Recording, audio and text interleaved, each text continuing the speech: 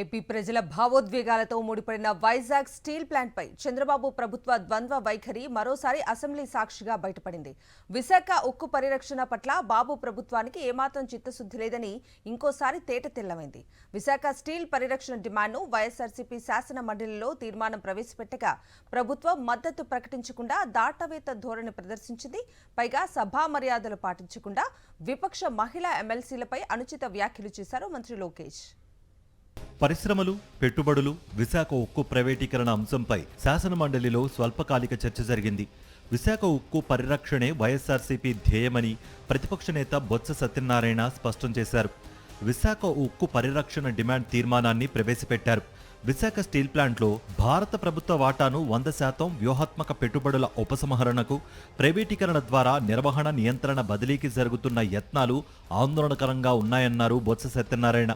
ప్రభుత్వ పెట్టుబడుల ఉపసంహరణ ప్రతిపాదనను వెంటనే పునఃపరిశీలించి ఉపసంహరించుకోవాలని కేంద్ర ప్రభుత్వం, ఉక్కు మంత్రిత్వ శాఖను కోరుతున్నామని, ఈ మేరకు కేంద్రంతో రాష్ట్ర ప్రభుత్వం వెంటనే చర్చలు జరపాలని తీర్మానం ప్రవేశపెడుతున్నట్టు ప్రకటించారు.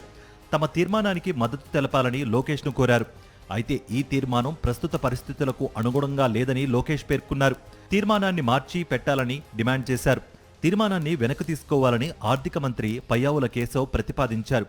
దీంతో ప్రైవేటీకరణను వ్యతిరేకించడమే కూటమి పార్టీల ఎజెండా అయినప్పుడు వైఎస్ఆర్సీపీ తీర్మానానికి ఆమోదం తెలపడానికి అభ్యంతరం ఏంటని ప్రశ్నించారు మండలి ప్రతిపక్ష నేత బొత్స. అయినప్పటికీ వైఎస్ఆర్సీపీ తీర్మానానికి కూటమి సభ్యులు మద్దతు ఇవ్వకపోవడంతో ఓటింగ్ పెట్టాలని కోరారు.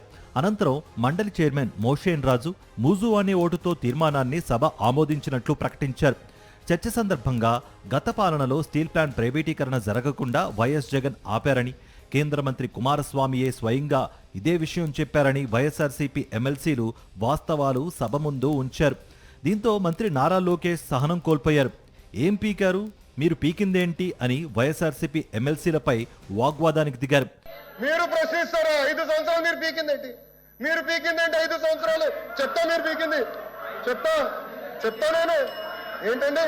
మీ కెపాసిటీ అంటే 48%, 25,000 కోట్ల అప్ప మీరు మారుతారు. 79% 48% కెపాసిటీ యూటిలైజేషన్ తీసుకొచ్చారు. ఏంటి అధ్యక్ష వీళ్ళు మాట్లాడేది? లోకేష్ భాషపై మండలి విపక్ష నేత బొత్స సత్యనారాయణ ఆగ్రహం వ్యక్తం చేశారు. తక్షణం సభకి క్షమాపణలు చెప్పాలని డిమాండ్ చేశారు. మంత్రి లోకేష్ వ్యాఖ్యలను రికార్డుల నుంచి తొలగించాలని డిమాండ్ చేశారు.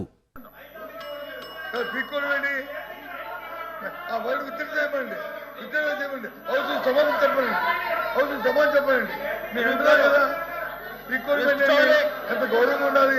మేము ఎవరైనా ఒక్క మాట్లాడామా? పరుచుకోండా ఏమైనా ఒక్క పరుచుకోండి మాట్లాడామా? ఏమైనా అమ్మాయి చెప్తుంది కోఆపరేట్ చేయాలి.